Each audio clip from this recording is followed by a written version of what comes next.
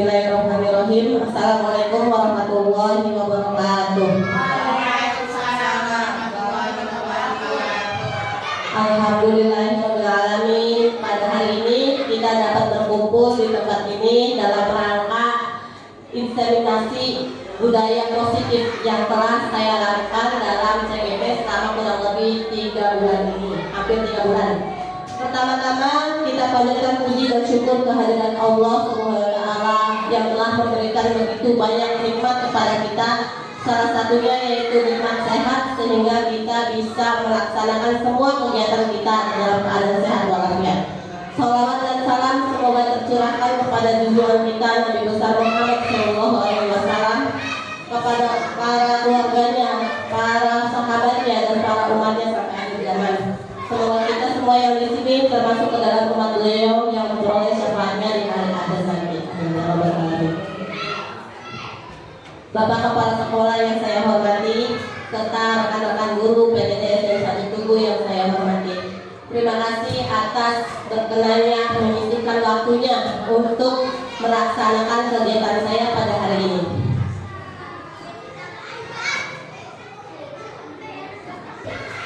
Perkenalkan, nama saya Juleha, Wali Kelas 6 PTD di Satu Tugu CGP Angkatan 11. Di dalam program CGP ini,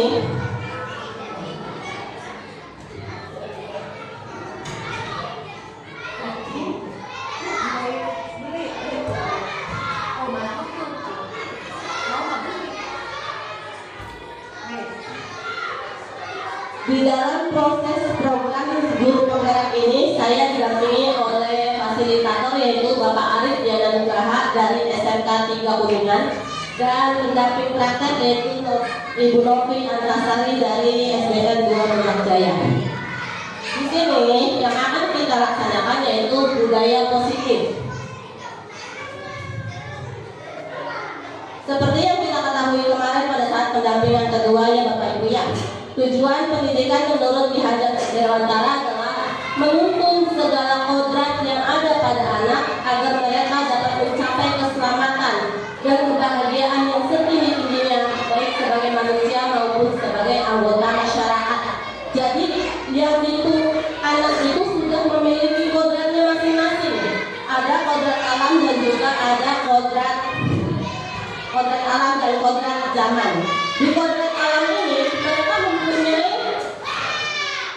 mempunyai ciri khas tersendiri, berbeda antara anak yang satu dengan anak yang lain. Semua tergantung dengan latar belakang mereka. Ada yang dari orang tua yang broken home, yang sehingga memberikan karakter yang berbeda pada anak itu. Kita itu hanya menuntun, jadi anak itu sudah memiliki nilai sendiri. Kita cuma mempertajam nilai-nilai baik yang ada pada anak dan menyamarkan nilai-nilai buruk yang ada pada anak tersebut. Ibaratnya ketika kita menuntun anak, mau dituntun, mau ditarik sampai digeret, dia tidak, ayo saya angel baik anak, karena sudah ada nilainya. Mungkin yang susah itu ketika anak tersebut nilai yang negatifnya yang lebih tebal dibandingkan oleh nilai positifnya. Tuh. Selanjutnya, konsep budaya positif di sini adalah ada 7. Yang pertama, perubahan paradigma. Yang kedua, disiplin positif. 3, motivasi perilaku manusia. 4, kebutuhan dasar manusia. 5, posisi kontrol guru. 6, keyakinan keras. Dan 7 yang terakhir yaitu segitiga restitusi. Ini semua dapat kita praktekkan dalam pembelajaran kita sehari-hari kepada siswa. Perubahan paradigma. Kenapa paradigma itu harus berubah? Karena semakin kesini kita itu ditantang oleh kemajuan teknologi. Nah, pembelajaran paradigma baru ini merupakan pembelajaran yang berorientasi pada penguatan kompetensi dan pengembangan karakter yang sesuai dengan profil belajar Pancasila. Pengembangan karakter berarti yang berubah itu budi pekertinya, Bu. Karena semakin kesini anak-anak itu budi pekertinya semakin tergerus oleh zaman, semakin tergerus oleh teknologi, sehingga budi pekertinya itu kurang. Seperti yang kita ketahui, profil belajar Pancasila yang sering kita gaungkan di dalam kelas bahkan sudah banyak dinyanyikan oleh anak-anak kita dengan gerakan-gerakannya ya. Salah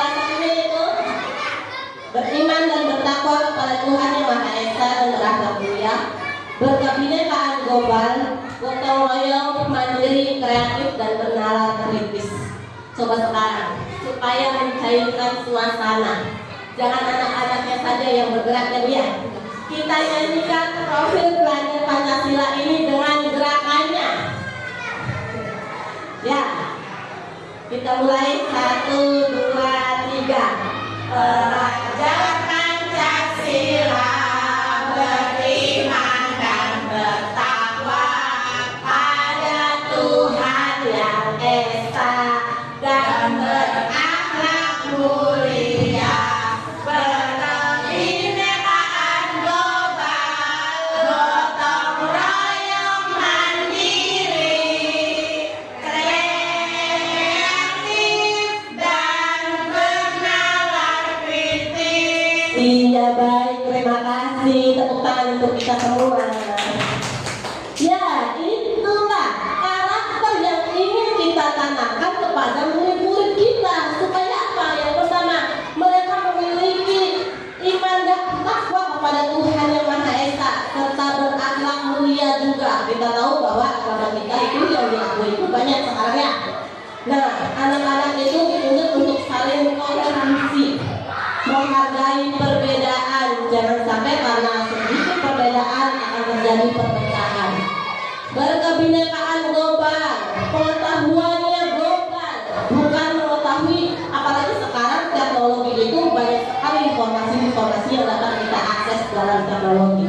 Gotong royongnya, ciri khas negara Indonesia adalah gotong royongnya, baik itu sesama teman ataupun sesama masyarakat.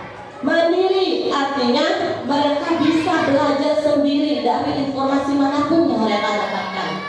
Kreatif, bisa meniru hal yang baru tetapi tidak sampai kebablasan kreatifnya.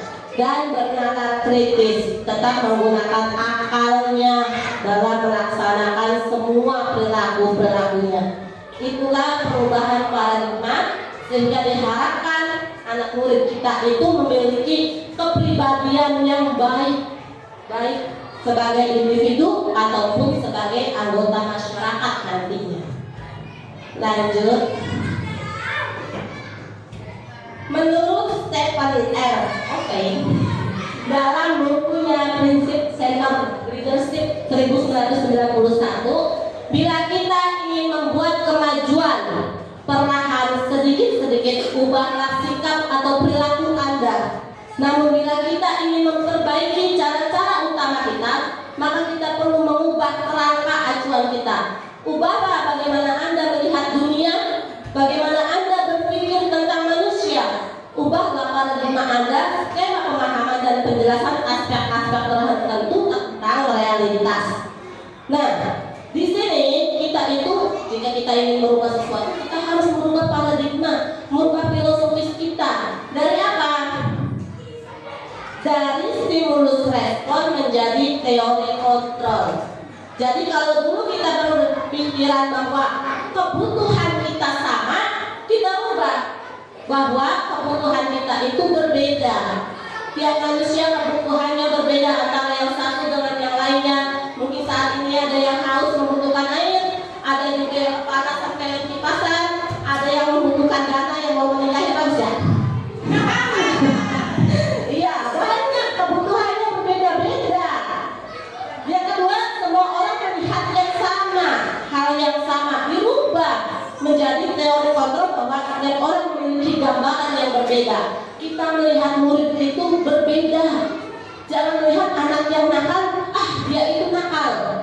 Itu menjadi identitas. Sedangkan kita itu harus melihat kenapa dia bisa nakal. Dilihat dari posisi yang berbeda. Ketika kita mencoba mengubah orang agar berpandangan sama dengan kita itu berusaha memahami pandangan orang lain tentang dunia. Jangan memaksakan orang lain berpandangan yang sama dengan kita, tapi kita harus memahami pandangan orang lain juga. Ini adalah stimulus respon berubah menjadi teori kontrol. Tuh. Selanjutnya, disiplin positif. Kalau mengenal kata disiplin yang terbayang dalam kita itu apa sih? Apa? Peraturan ya. Peraturan. Anak-anak yang taat tata tertib, disiplin, menyesuaikan dengan aturannya.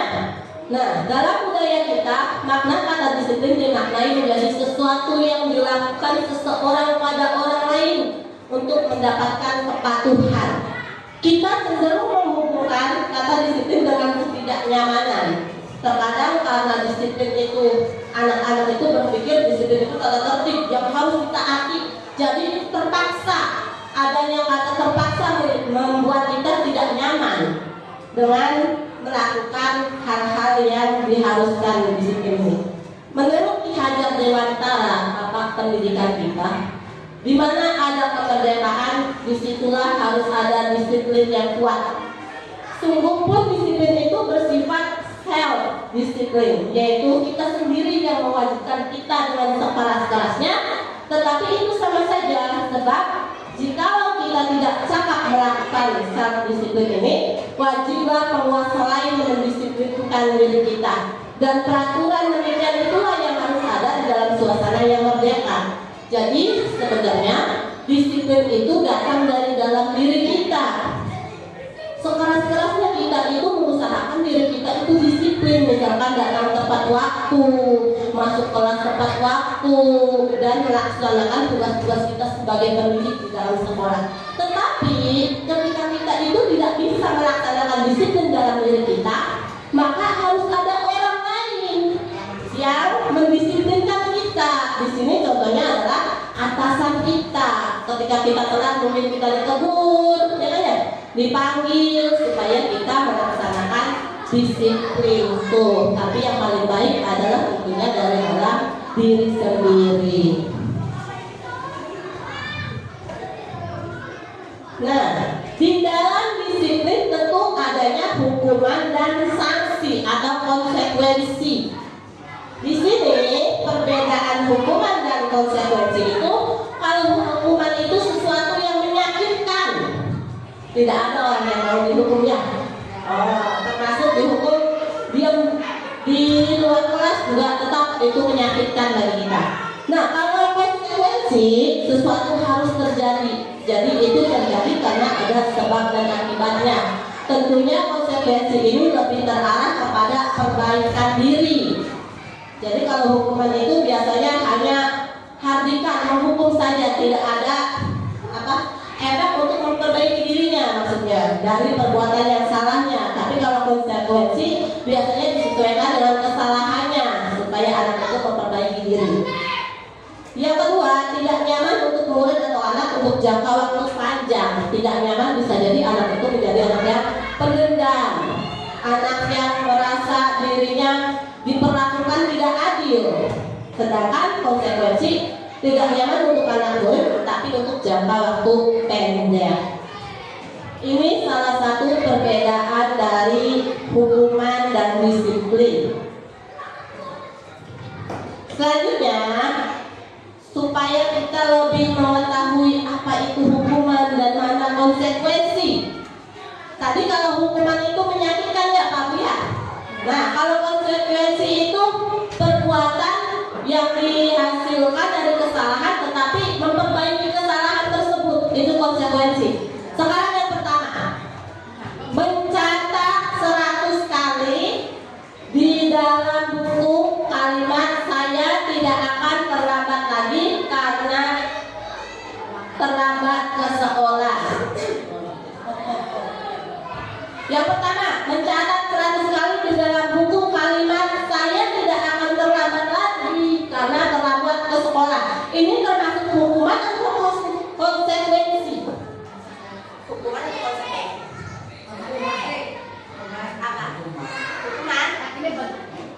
Iya, ini termasuknya hukuman atau konsekuensi. Mencatat 100 kali itu, saya tidak akan terlambat lagi karena terlambat ke sekolah. Hukuman. Kita lihat ini. Konsekuensi, karena ini itu termasuk ke dalam cara kita memperbaiki. Jadi kita menulis "saya tidak akan terlambat", "saya akan tidak terlambat". itu tuh karena kita terlambat sekolah. Jadi ditanamkan dalam diri kita dalam tulisan itu supaya kita tidak terlambat sekolah. Itu salah satu akibat dari kesalahan, yaitu konsekuensi. Yang kedua, lari mengelilingi lapangan basket 2 kali karena terlambat hadir di sekolah. Hukuman. Kita lihat. Iya, hukuman karena tidak ada hubungannya lari-lari di lapangan dengan terlambat ke sekolah. Itu lebih ke hukuman. Cenderungnya itu menyakitkan ke hukuman. Ya, tidak bisa nantinya mengubah perilakunya, lebih ke anak itu merasa tidak adil gitu. Yang ketiga, membersihkan coretan yang dibuatnya di meja tulis. Konsekuensi. Kenapa? Supaya apa betul ya? Nah, betul sekali, kita lihat. Ini konsekuensi supaya apa? Mejanya bersih kembali karena tadi sudah kotor karena dicoret-coret itu. Jadi mereka itu kalau konsekuensi itu memperbaiki perilakunya. Tuh. Yang keempat, murid diminta untuk push up 15 kali karena tidak menggunakan masker ke sekolah. Hukuman. Kita lihat lagi. Iya, karena tidak ada hubungannya juga ya. Harusnya kita itu bagaimana? Membeli masker atau mencari masker ke temannya atau bagaimana ya? Itu konsekuensinya. Ini termasuknya ke dalam hukuman. Mengganti kertas tugas teman yang telah dicoret-coret. Konsekuensi. Kita lihat lagi. Konsekuensi benar. Berjemur di lapangan basket pukul 12 siang karena mengobrol dengan temannya.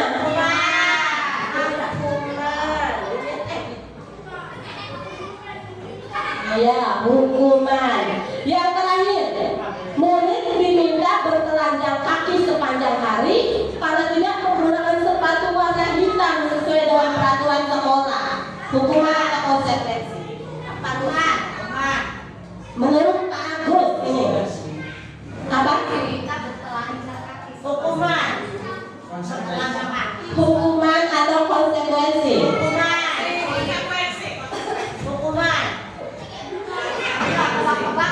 Hukuman. Coba. Yang hukuman, kenapa hukuman?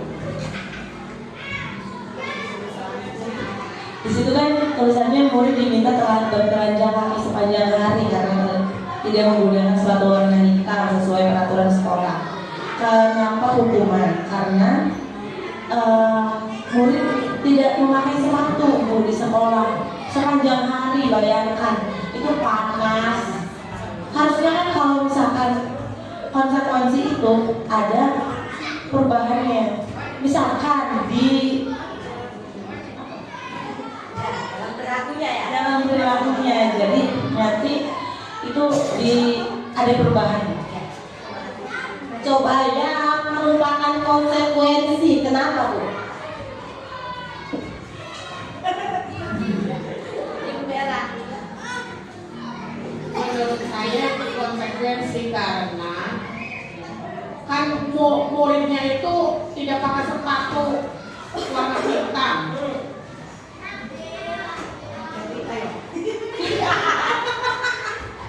Ya jadi maksudnya karena mana? Harus ada hukumannya karena iya harus ada hukumannya, harus ada kerajaan langsung, bukan hukuman. Jadi apa ya? toleransi. Jadi dia itu nggak pakai sepatu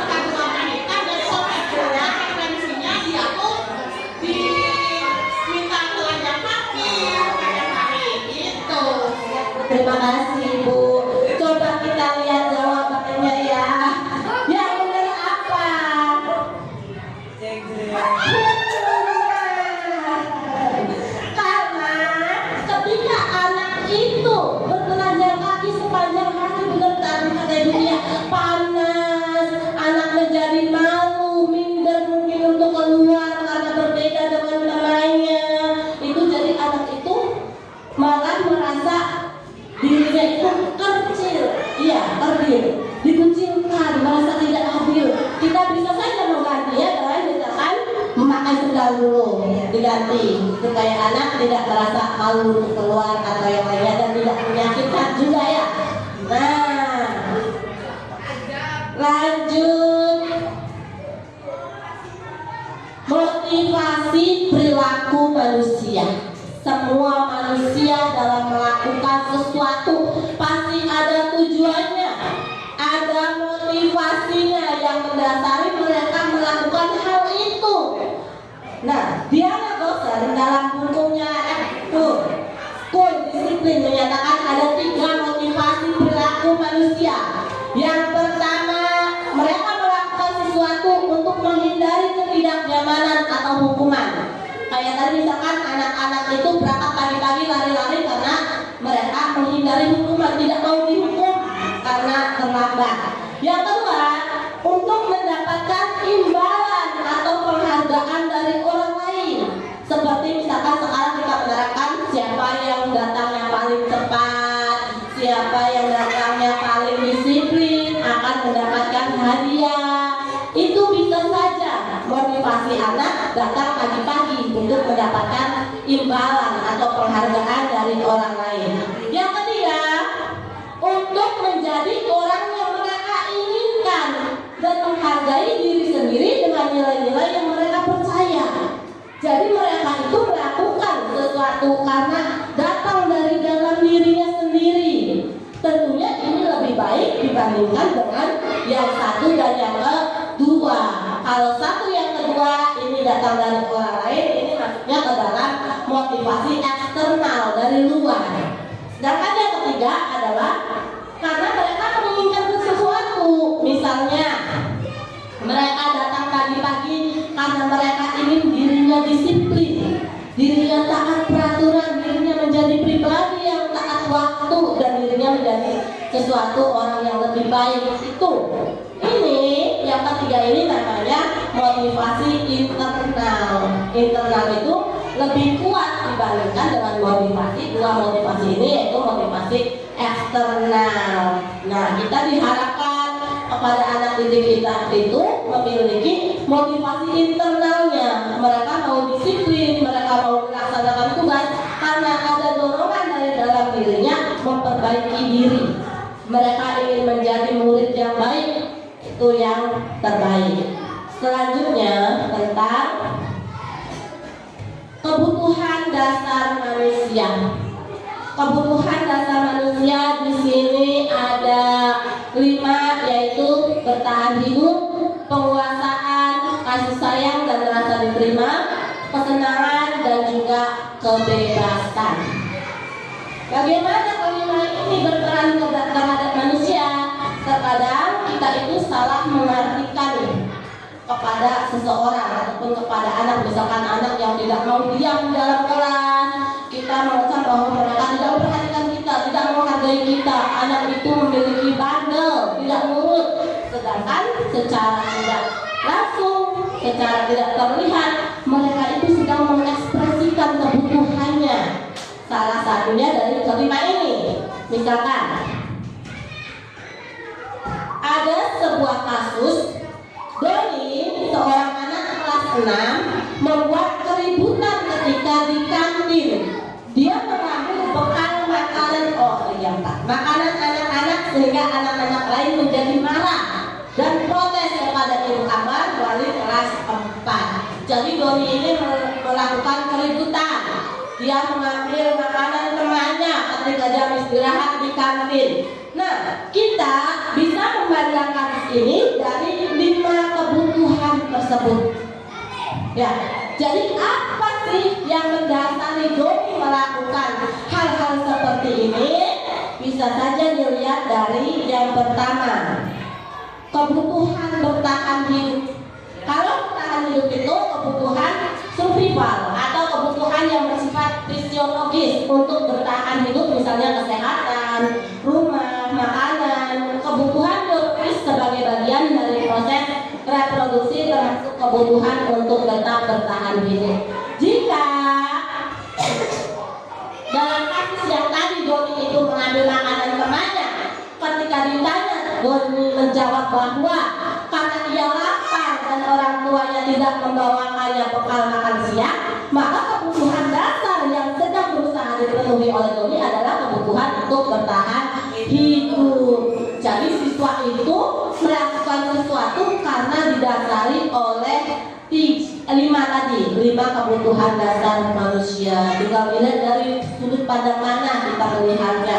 Dari jawaban siswa tersebut yang tadi ketika dia lapar dan orang tuanya tidak membawa bekal, berarti kebutuhan bertahan hidup yang dia butuhkan.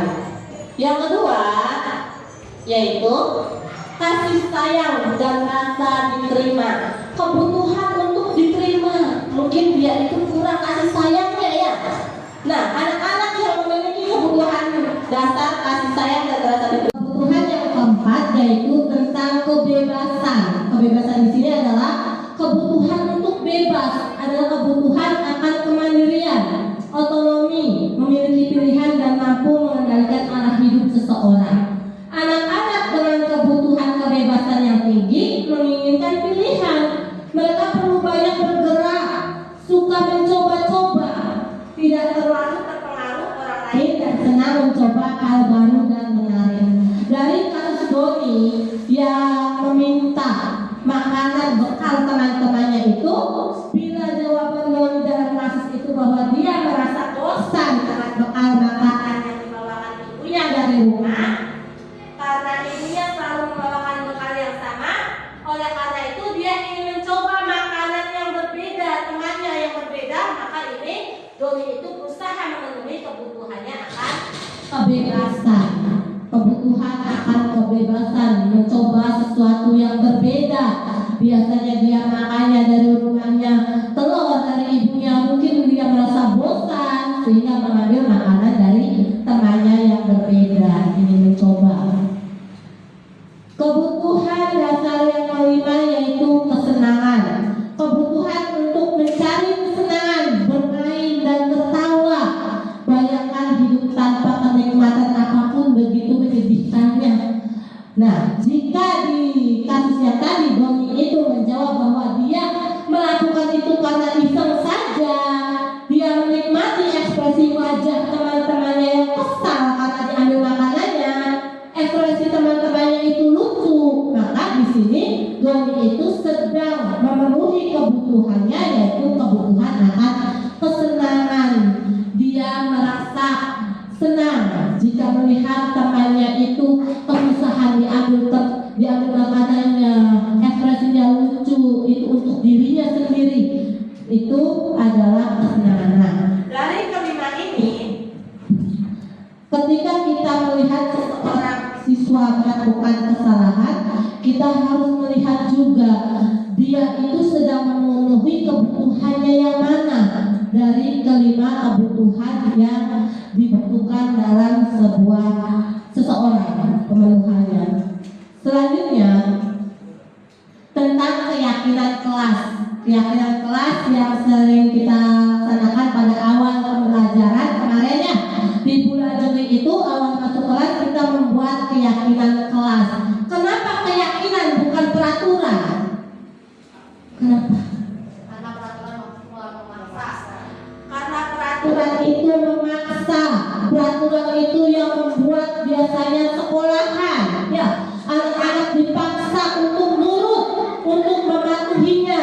Tetapi keyakinan di sini yang membuat adalah siswa sendiri.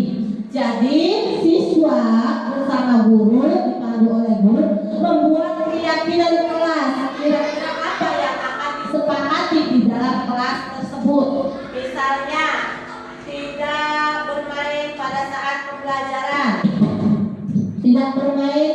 Tidak bermain itu kalimatnya negatif atau positif, ibu-ibu? Negatif. Nah, kalau keyakinan kelas diusahakan kalimatnya kalimat positif. Jadi kita ganti kalimat negatif tersebut, misalkan tidak bermain, menjadi memperhatikan ketika belajar, tertib ketika belajar. Nah, keyakinan kelas itu senantiasa dibuat dalam bentuk positif yang tadi. Keyakinan kelas juga berupa pernyataan universal dan semua siswa diharapkan berpartisipasi untuk membuat keyakinan kelas. Kalau keyakinan ini dibuat bersama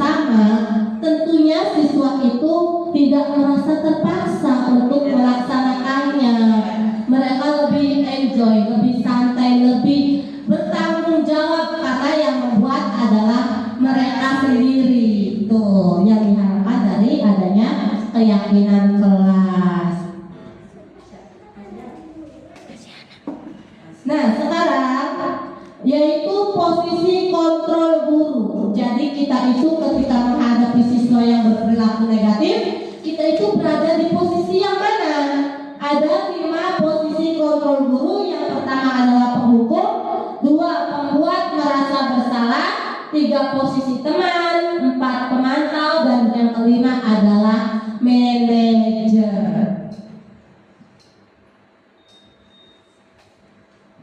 Guru jika berbuat dia itu berada di posisi penghukum dan pembuat merasa bersalah, dia masih berada dalam perilaku kontrol yang negatif.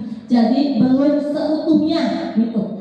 Kalau dia berada di teman, pemantau apa sampai manajer, dia sudah berada pada identitas sukses, yaitu perilaku kontrol positif. Jadi diharapkan guru itu ada di posisi yang ini.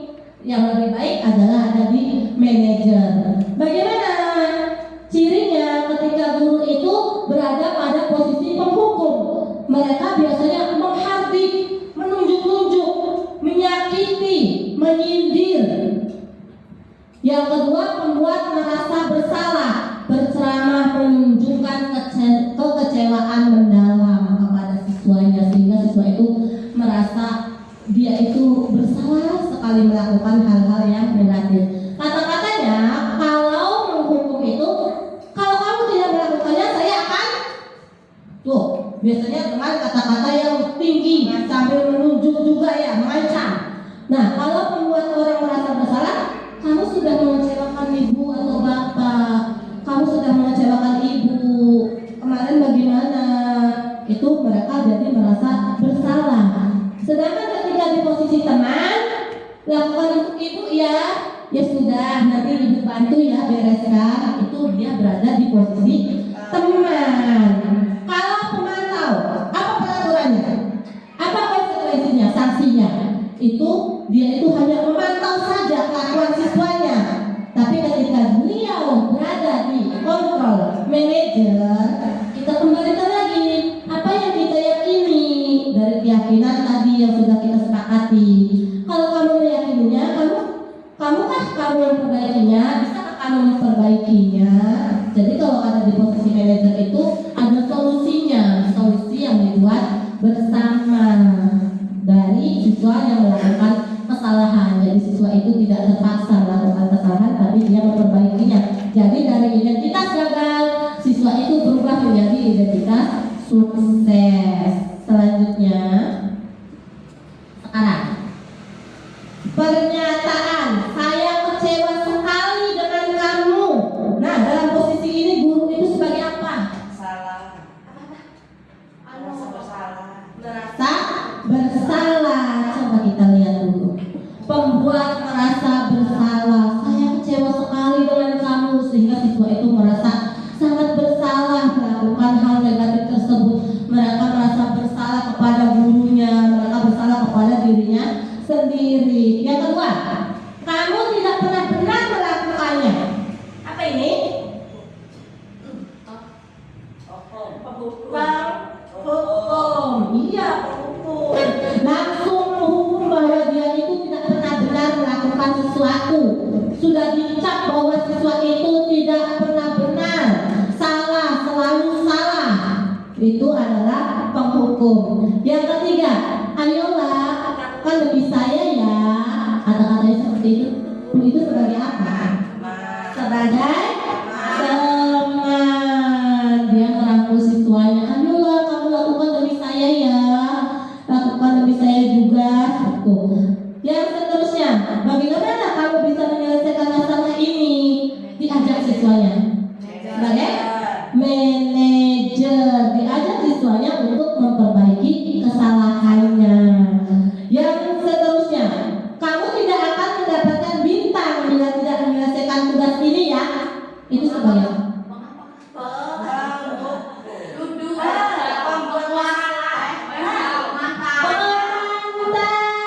Coba lihat. Iya, pemantau. Jadi cuma memantau, memberikan konsekuensi sudah ya. Nah, konsekuensinya bukan dari siswa tidak memperbaiki bersama, dari guru saja, memantau saja gurunya. Sekarang, berapa kali sih saya sudah mengatakan kepada kamu apa ini? Bersalah. membuat merasa bersalah. Selanjutnya, ingat bukan apa yang telah saya lakukan untuk kamu? Nah, iya, betul sekali sebagai teman. Kamu tidak akan pernah berhasil dalam kehidupan ini. Wah, sakit sekali ya Bu ya. Apa itu Bu? Berhukum. Terakhir, apa rencanamu untuk menyelesaikan ini? Ini manajer sudah sangat baik di sini karena sama-sama mencari solusi sehingga siswa tidak terpaksa, siswa juga memiliki keinginan untuk memperbaiki kesalahannya. Tuh. Nah, dalam melakukan posisi manajer itu ada yang namanya restitusi, proses menciptakan kondisi bagi murid untuk memperbaiki kesalahan mereka sehingga mereka bisa kembali pada kelompok mereka dengan karakter yang lebih kuat, lebih baik. Itu menurut dosen di bukunya pada tahun 2004. Jadi ketika proses manajer ini berlangsung, siswa itu berada di posisi gagal awalnya. Gagal karena dia merasa melakukan kesalahan, melakukan kegiatan negatif. Ketika melakukan itu dengan guru sebagai seorang manajer, siswa ini diarahkan untuk memperbaiki kondisinya dari gagal itu menjadi sukses. Itu restitusi.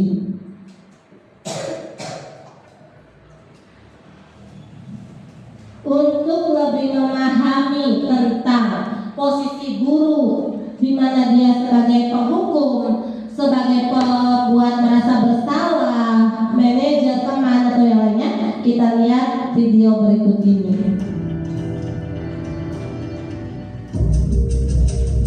Di sini ada siswa yang terlambat.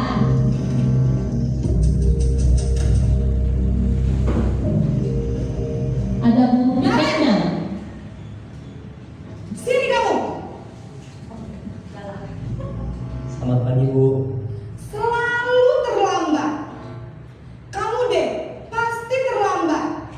Maaf Bu, saya Apa? Apa coba? Alasan kamu apa lagi? Kapan sih kamu tidak terlambat? Malas sekali ya kamu jadi anak. saya Dasar pemalas. Gak kapok-kapok sih kamu. Sudah berapa kali terlambat? Sana, kamu keliling lapangan basket 2 kali. kenapa saya harus keliling lapangan basket Bu? Kenapa? Kamu melawan ibu. Berani-beraninya jawab. Sudah terlambat, masih berani jawab pula. Sekarang, keliling lapangan basket 5 kali sekalian. Biar kapok. Cepat. Pergi sana ke lapangan basket. Nah, di situ guru itu menghardik, ya kan ya, menunjuk-nunjuk siswa yang mana terlambat, tidak memberikan kesempatan kepada siswanya untuk menjelaskan kenapa dia terlambat. Langsung saja dihukum, sana keliling lapangan basket. Sedangkan yang tadi yang awal-awal kalau langsung menghukum itu bukan konsekuensi kan ya, langsung hukuman. Harusnya ada konsekuensinya. Kalau keliling lapangan itu tidak akan membuat anak itu tidak terlambat lagi, tidak memperbaiki kesalahannya. Itu guru ada di posisi penghukum. Yang kedua, posisi pembuat merasa bersalah. Kita lihat lagi dengan kasus yang sama.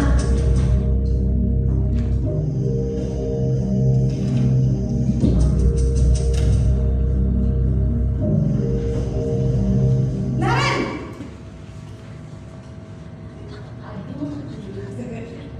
Selamat pagi Bu. Naren, kamu kenapa terlambat lagi, nak? Ya Tuhan, Naren, kamu senang ya bikin ibu susah ya? Kalau kamu terlambat lagi, nanti ibu yang ditegur bapak kepala sekolah, nak. Disangka ibu tidak bisa membina kamu. Duh, gimana ini? Maaf Bu, Duh, Gusti Naren, kamu suka ya kalau ibu ditegur bapak kepala sekolah? Terus, sekarang ibu harus tulis apa ini di buku absen? Ini kamu sudah sering terlambat loh. Maaf Bu, maaf sekali. Ya sudah, lain kali jangan bikin ibu susah lagi ya nak ya. Ibu tidak akan kuat lagi kalau kamu begini terus. Bisa jantungan kalau Ya ibu. baik, jantungan. Sana cepat ke kelas. Maaf ya Bu, maaf sekali. Nah, tadi itu posisi membuat merasa bersalah. Aduh, Nara ini bagaimana? Kalau kamu ulangi lagi, ibu bisa dimarahi kepala sekolah. Gimana?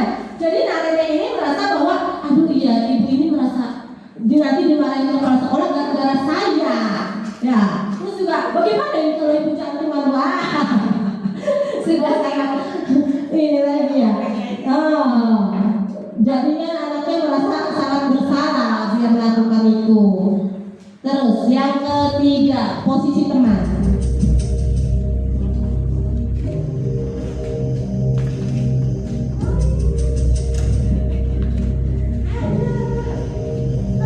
Naren,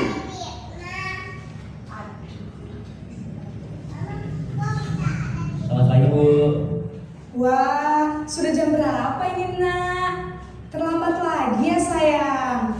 Iya Bu, habis ibu saya lupa bangunkan saya Bu. Kamu malah menyalahkan ibu kamu. Kamu bukannya anak yang larinya paling kencang.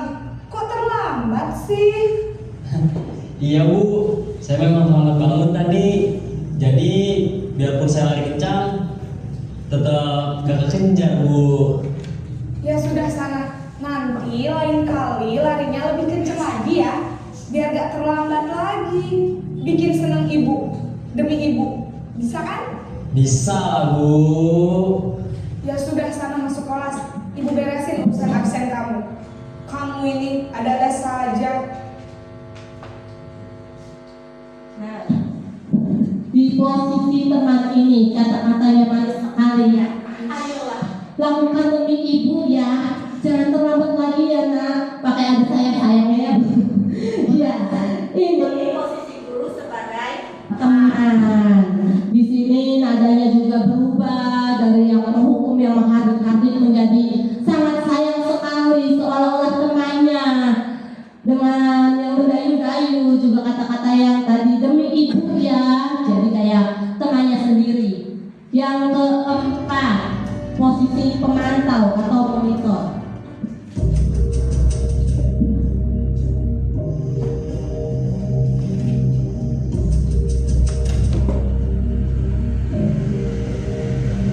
Naren!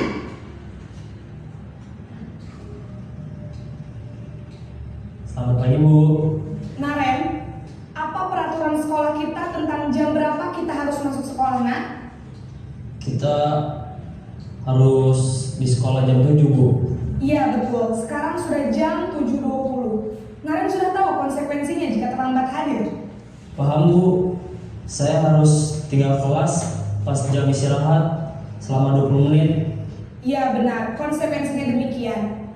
Jadi nanti jam 9.30 pas istirahat, kamu harus tinggal di kelas, kerjakan tugas tambahan untuk ketertinggalan kamu, ya? Baik Bu.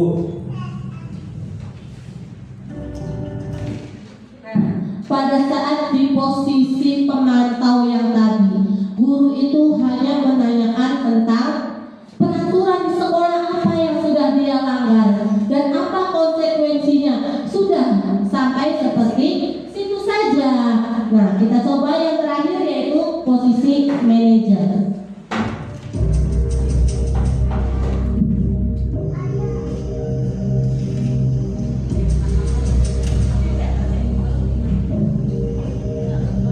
Naren!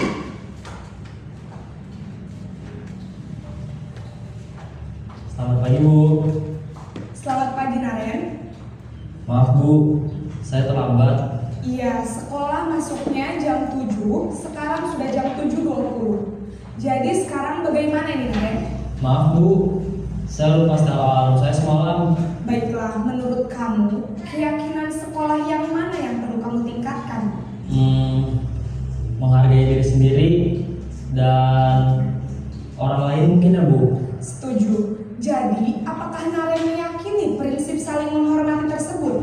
Iya Bu, saya meyakininya. Apakah Naren bersedia memperbaiki masalah keterlambatan ini? Bersedia, Bu. Bagaimana kamu akan perbaiki masalah keterlambatan ini? Saya akan coba untuk tidak lupa menyetel alarm saya, Bu. Baik, kalau Naren lupa menyetel alarm di rumah, ada orang yang kira-kira bisa bantu mengingatkan tidak? Ada, Bu. Kakak saya, Kak Emma. Ada lagi selain Kak Emma? Selain Kak Emma, ada ibu saya. Baik, jadi yang mengingatkan Naren adalah Kak Emma dan ibu kamu ya? Kira-kira akan mulai setel alarm kapan nih Naren? Setelah pulang sekolah, akan segera saya lakukan. Baik, jadi Naren akan setel alarm untuk bangun besok pagi dan akan diingatkan oleh kakak dan ibunda Naren ya. Ada lagi yang mungkin perlu dilakukan Naren agar tidak terlambat bangun lagi?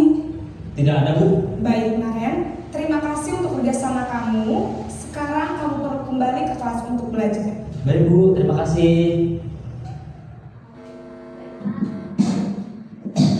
Itu posisi yang terakhir adalah manajer. Jadi diharapkan guru itu ada di posisi manajer. Jadi beliau mencari tahu apa yang menyebabkan anak melakukan kesalahan, bersama-sama dengan anak mencari solusinya serta menanyakan keyakinan apa yang sudah dia langgar.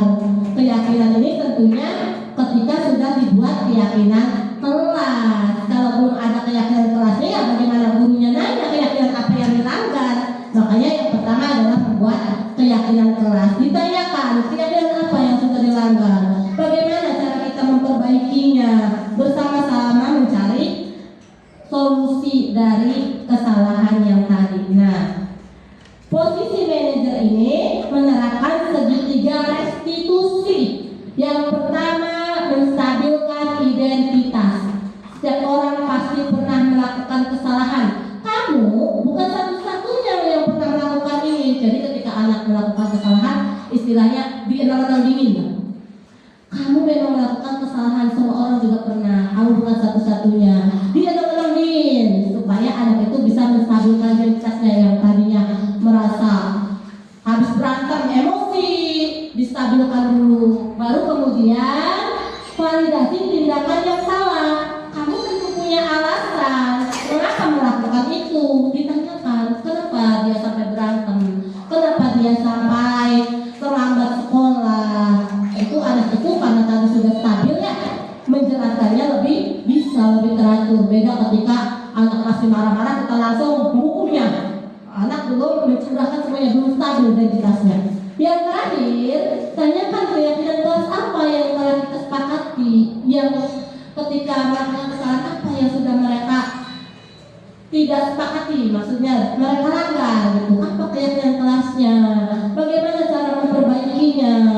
Ketika itu semua sudah dilakukan dan yang tadinya emosi, melakukan kesalahan, merasa gagal, distabilkan dulu kondisinya, divalidasi dulu kesalahannya, kenapa melakukan itu, sehingga mencari solusi bersama supaya anak tersebut memperoleh penjelasan, penyelesaian dari persoalannya itu, sehingga menjadi anak yang tadinya gagal menjadi anak yang sukses, anak yang berhasil.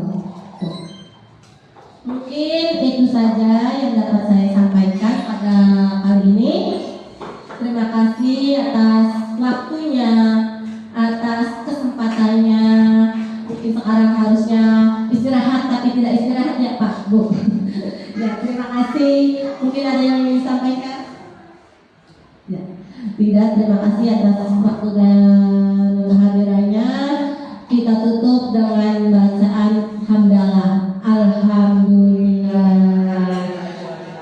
Wassalamualaikum warahmatullahi wabarakatuh.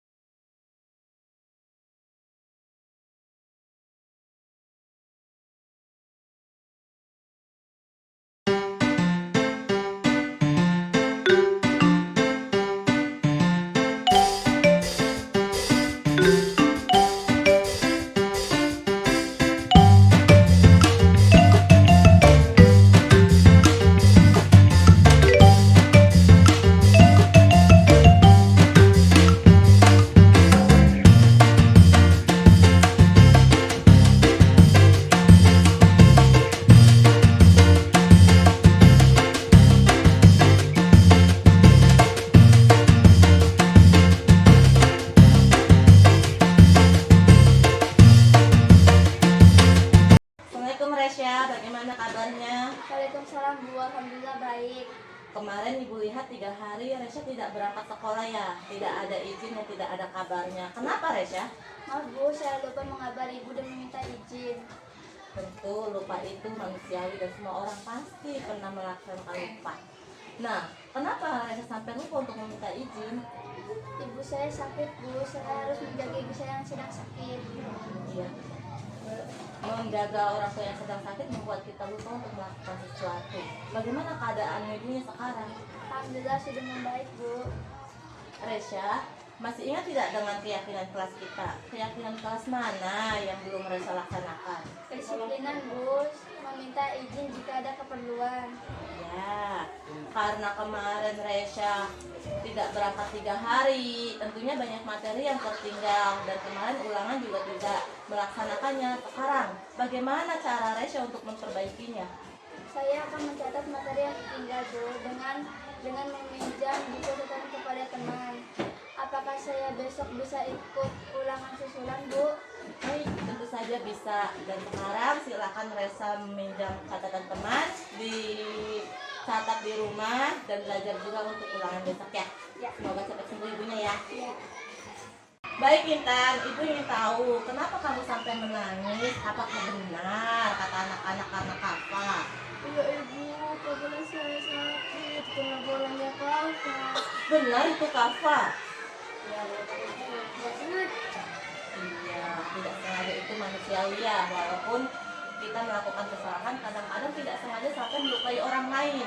Nah, sekarang tentunya kamu memiliki alasan kenapa sampai bermain bola di dalam kelas, Kafa? Saya bosan dan bingung mau bermain apa, jadi saya bermain bola saja. Apakah Kafa masih ingat dengan keyakinan kelas kita?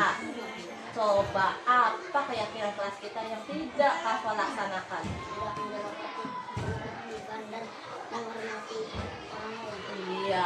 Apakah dengan bermain bola di dalam kelas itu menjaga ketertiban dan menghormati orang lain, Kafa? Nah, sekarang bagaimana cara Kafa untuk memperbaikinya? Meminta maaf kepada Tuhan, tidak beri bola di kelas lagi. Iya, bermain bola di lapangan sehingga tidak merugikan orang lainnya. Sekarang cuma mengenai kepala dan bagaimana kalau mengenai kaca dan yang lainnya, kan itu lebih bahaya lagi ya. Nah sekarang coba tadi katanya Kafa mau minta maaf, bagaimana? Apaan? Ya. Assalamualaikum warahmatullahi wabarakatuh. Alhamdulillah kita semua masih berada dalam kesehatan dan lindungan Allah Subhanahu wa taala sehingga bisa menjalankan aktivitas kita selaku pendidik dan pengajar.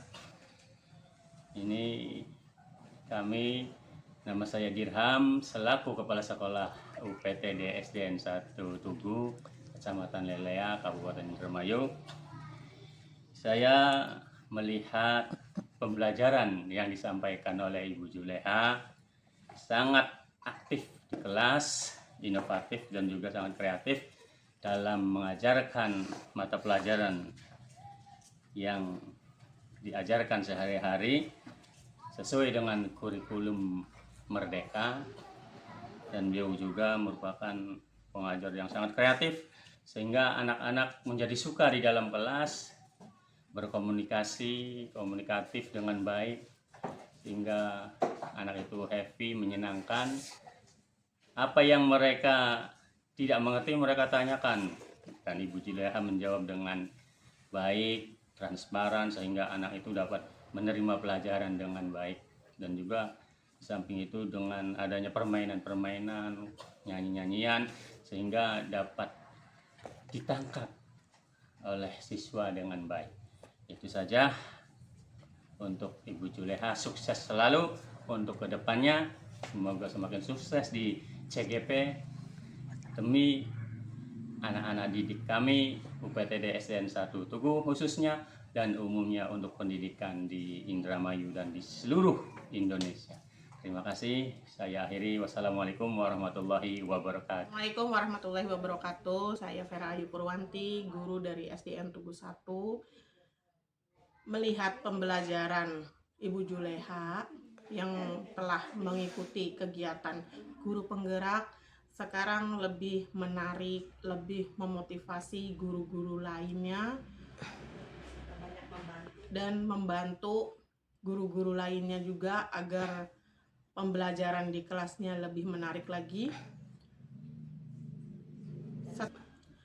Setelah melihat Ibu Juleha ikut guru penggerak, saya juga termotivasi dan ingin ikut serta menjadi calon guru penggerak. Terima kasih. Wassalamualaikum warahmatullahi wabarakatuh. Assalamualaikum warahmatullahi wabarakatuh. Nama saya Susilawati, saya guru kelas 1 di UPTD SDN 1 Tugu. Saya ingin memberikan penilaian tentang Ibu Juleha. Menurut saya pembelajaran yang dilakukan Ibu Juleha itu sudah sangat baik. Dia sudah menguasai kelas dan karakteristik semua siswanya sehingga menciptakan kondisi kelas yang sangat menarik, anak-anak lebih cepat paham dan anak-anak tidak takut untuk bertanya apabila ada sesuatu yang mereka tidak mengerti.